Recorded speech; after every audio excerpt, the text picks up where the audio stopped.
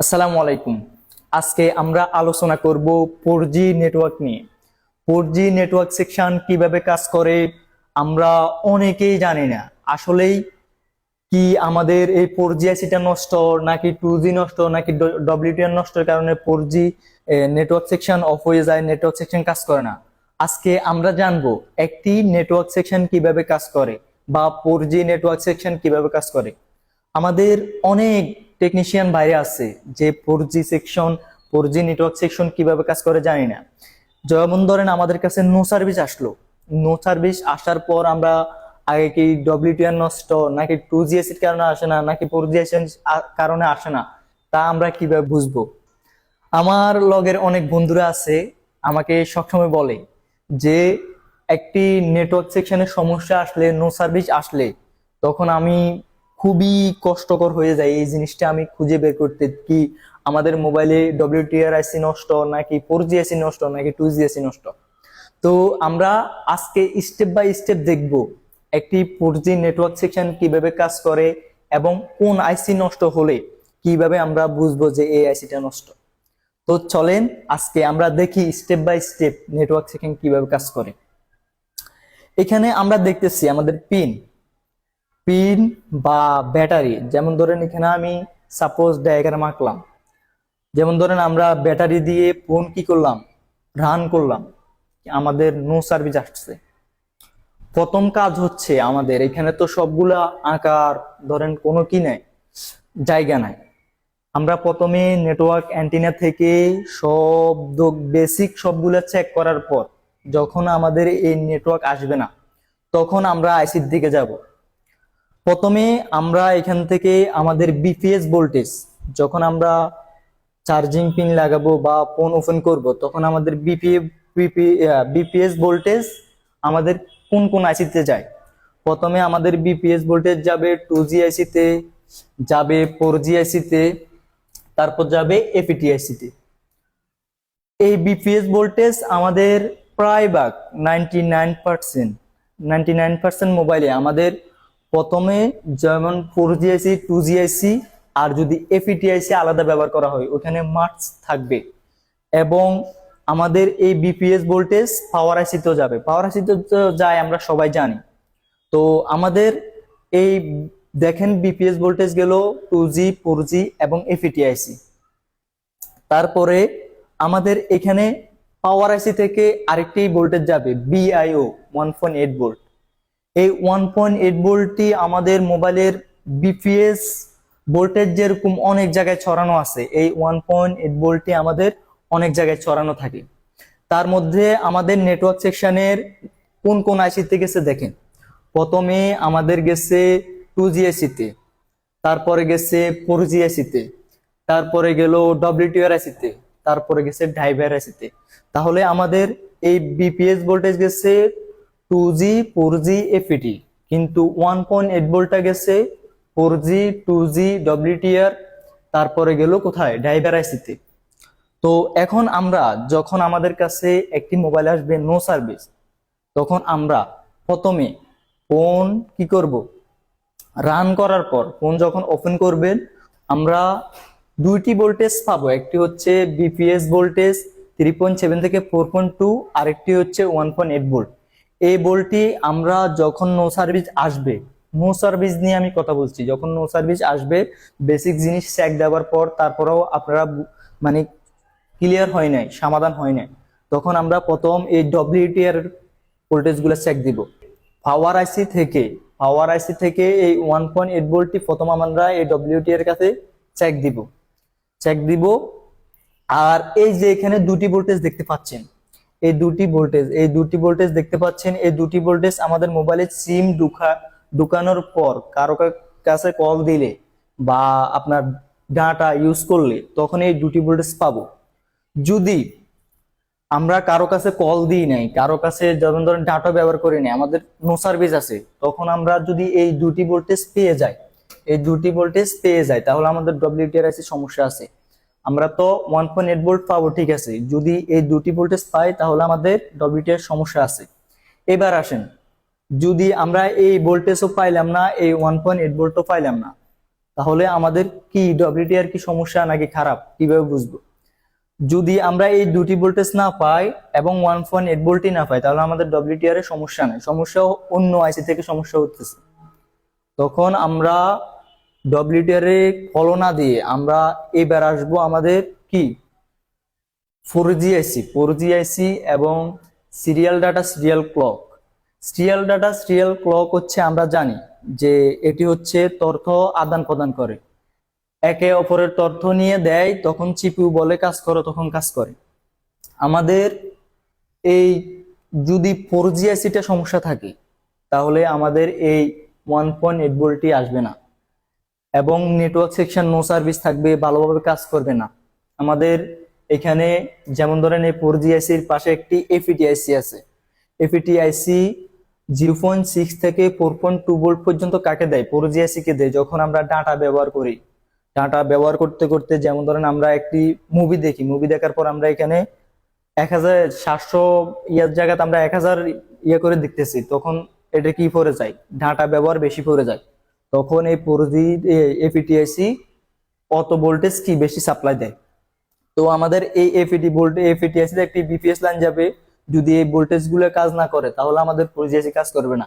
এখানে দেখেন 4G আইসি তে কি ঢুকছে, আমাদের 3.7 থেকে 4 ঢুকছে, তাহলে আমাদের কি 4G আইসি তে ইনপুট ভোল্টেজ ঢুকলো, এখানেও 1.8 ভোল্ট কি ঢুকছে।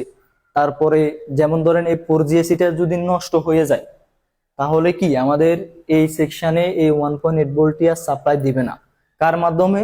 আমাদের এই প্রোটোকল লাইনের মাধ্যমে। প্রোটোকল লাইনের মাধ্যমে আমাদের পাওয়ার আইসি কে বলবে যে এই সেকশনে বা 4G আইসি সেকশনে কি আছে, সমস্যা আছে, ওইদিকে ভোল্টেজ সাপ্লাই দেওয়া যাবে না।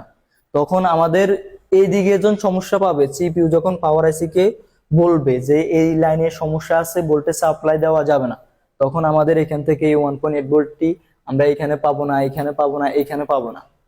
তাহলে আমাদের এই 1.8 ভোল্টই আমরা কেন পাবো না? যদি 4G আইসি সমস্যা হয়, শর্ট হয়ে যায়, বা এই প্রোটোকলের লাইন যেমন ধরেন এই 4G আইসি থেকে কি হয়ে গেল, মিসিং হয়ে গেল, তাহলে আমাদের কি প্রোটোকল বুঝতে পারবে না যে এই আইসিটা ঠিক মতো কাজ করে না করে না, তাও আমাদের এখান দিয়ে কি করবে না, এই 1.8 ভোল্টই সাপ্লাই বন্ধ করে দিবে। আমরা অনেক টেকনিশিয়ান বাই আছি, যখন আমরা 1.8 ভোল্টই না পাই এখানে, তখন আমরা পাওয়ার আইসি চেঞ্জ করি, পাওয়ার আইসি তুলে ফেলে দিই, তাও কাজ হবে না। যদি আপনার এই 4G আইসি তে সমস্যা থাকে, তাহলে 1.8 ভোল্টই সাপ্লাই দিবে না। তাহলে আমাদের ডব্লিউটি এর কাছে তিনটি ভোল্টেজ, একটি গেল 1.8, দুটি গেল কি 1 ভোল্ট, 1.2 ভোল্ট। তাহলে আমাদের এখানে যদি ফোন রানিং করার পর এই দুটি ভোল্টেজ 1.8 ভোল্টেজের পাশাপাশি পেয়ে যান, তাহলে আমাদের ডব্লিউটিআর খারাপ, নষ্ট। সেই ক্ষেত্রে আমাদের ডব্লিউটিআর চেঞ্জ করে দিলে হবে, নো সার্ভিস সমাধা হয়ে যাবে। অনেক মোবাইল হয়েছে আমাদের হাতে। আর যেমন ধরেন এই দুইটি ভোল্টেজও পাইলেন না, এই 1.8 ভোল্টই পাইলেন না, তাহলে আপনারা ফলো করবেন কোন দিকে? এই 4G আইসির দিকে, কি 4G আইসির সমস্যা আছে কিনা। তাহলে আমরা ডব্লিউটিআর এর ক্ষেত্রে বুঝলাম। এবার আসি আমাদের 2G আইসির কাছে। 2G আইসিও same. 2G আইসি সহজে নষ্ট হয় না, হয়তো পানি ঢুকে এটা শর্ট হয়ে যায় বা পুড়ে যায়, যেমন ধরেন বেশি ইয়ে হলে পুড়ে যায়। কিন্তু 2G আইসি যদি 1.8 ভোল্টটি ফোন রানিং করার পর বা সিম ঢুকার পর, ফোন অন করার পর, সিম ঢুকার পর যদি এই 1.8 ভোল্টটি পান, তাও আমাদের কি পাওয়ার আইসি কে দায় দেওয়া যাবে না। পাওয়ার আইসি সহজে নষ্ট হয় না। আমরা তাও দেখবো প্রোটোকলের লাইন ঠিক আছে কিনা, প্রোটোকলের লাইন ঠিক মতো কাজ করে কিনা, আমাদের 4G আইসি কোনো সমস্যা হয়েছে কিনা, শর্ট হয়েছে কিনা। আমরা তাহলে কি 4G আইসি দিকে খেয়াল করবো, বা এপিটি ভোল্টেজ মিসিং হয়েছে কিনা। কিছু কিছু এনটিকে সেডে আপনার পাওয়ার আইসি থেকে এফইটি ভোল্টেজ দেয়, তাহলে সেই ক্ষেত্রে দেখবেন এফইটি ভোল্টেজ ঠিক মতো কাজ করে কিনা বা আইসিটি শর্ট আছে কিনা। এবার আসি আমরা, যেমন আমাদের 2G আইসি সহজে নষ্ট হয় না। 2G আইসির ফর্মুলা একটাই, 1.8 ভোল্টই পেতে হবে ফোন রানিং করার পর। এবার আসি আমাদের, যখন আমাদের অনেক মোবাইলে নেটওয়ার্ক থাকে কিন্তু নেটওয়ার্ক স্লো থাকে, ঠিকমতো কাজ করে না, আপনার যেমন ধরেন 1-2 দেখ আসে, আবার কল দিলে চলে যায়, এই সমস্যাটি আমাদের কোন জায়গা থেকে দেয়? এখানে আমাদের এখানে দেখতেছেন ড্রাইভার আইসি। এই ড্রাইভার আইসিটি আমাদের দুইটি সমস্যার কারণ হতে পারে। একটি হচ্ছে স্লো নেটওয়ার্ক আসে না, ডাটা যেমন ধরেন আসে, ধরেন অনেক ধরনের সমস্যা দেয়, স্লো নেটওয়ার্ক দেয়। আবার এই ড্রাইভার আইসির কারণে আমাদের কি থাকে, নো সার্ভিসও থাকে। এখানে আমাদের ড্রাইভার আইসিতে 1.8 ভোল্টই গেছে, কোচিং বিআই ও 1.8 ভোল্টই আমাদের ড্রাইভার আইসিতে গেছে। এখানে দেখতেছেন ড্রাইভার আইসিতে প্রটোকলের লাইন আছে। আবার একটি ভোল্টেজ গেছে এখানে 2.7 ভোল্ট ড্রাইভার আইসিতে গেছে। আমরা প্রথমে একটি ভোল্ট ফোন রানিং করার পর সিম ঢুকার পর তারপর আমরা এই 1.8 ভোল্টই সব আইসিতে পাবো। তখন আমাদের ডব্লিউটিআর এর যেরকম দুটি ভোল্টেজ কি করবে, ডাটা চালু করার পর বা কল দিবার পর যাবে, আমাদের সেম ড্রাইভার আইসিতেও এই 2.7 ভোল্টই কল দিবার পর বা ডাটা চালু করার পর যাবে। এখানে ডব্লিউটিআর যেভাবে আমরা সমস্যা নির্ণয় করছি সেম ড্রাইভার আইসিও এইভাবে আমরা নির্ণয় করব। প্রথমে দেখব আমাদের ফোন রানিং করার পর এই ভোল্টেজটি পাই কিনা। দেখছি আমরা এই ভোল্টেজ পাইছি, তাহলে আমাদের কি ফোন রানিং করার পর ঠিক আছে। এবার আমরা এই ভোল্টেজের সাথে সাথে ডায়াগ্রাম দেখে এই ভোল্টেজটিও কি করব, চেক দিব এই ভোল্টেজ আসে কিনা এই আইসিতে।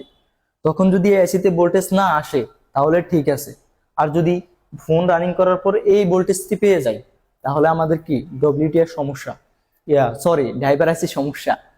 তাহলে আমরা কি বুঝলাম, এই ডব্লিউটিআর আইসি যেভাবে আমরা নির্ণয় করছি সেম ড্রাইভার আইসি এইভাবে একটি ভোল্ট কল দিবার পরে যাবে বা ডাটা চালু করবার পরে যাবে। আমাদের সিরিয়াল ডাটা সিরিয়াল ক্লক সহজে নষ্ট হয় না, এই লাইনটি বোর্ডের লেয়ারের ভিতরে ভিতরে দেয়। যখন আমরা আইসিটি উঠাবো তখন এই দুটি লাইন কি চেক দিতে পারবো। তাহলে আমাদের সিরিয়াল ডাটা সিরিয়াল ক্লক যেমন ধরেন 100টা মোবাইলের ভিতরে একটা মোবাইলে নষ্ট হবে। তাহলে আমরা ড্রাইভার আইসি সমস্যা কি করলাম, নির্ণয় করলাম কি ভালো না খারাপ।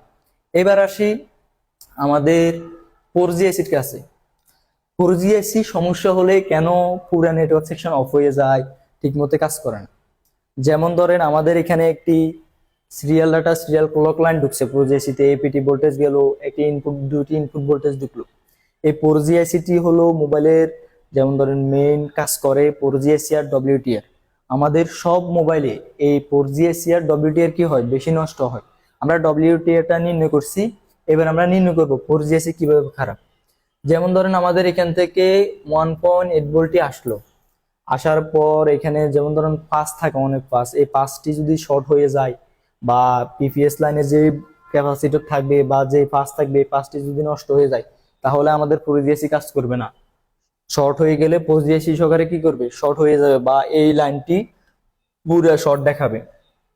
কোন এই কোনো কোনো ছেড়ে এই লাইনটি শর্ট থাকলেও কোন কি থাকে, ডেড থাকে নেটওয়ার্ক সেকশনের কারণে।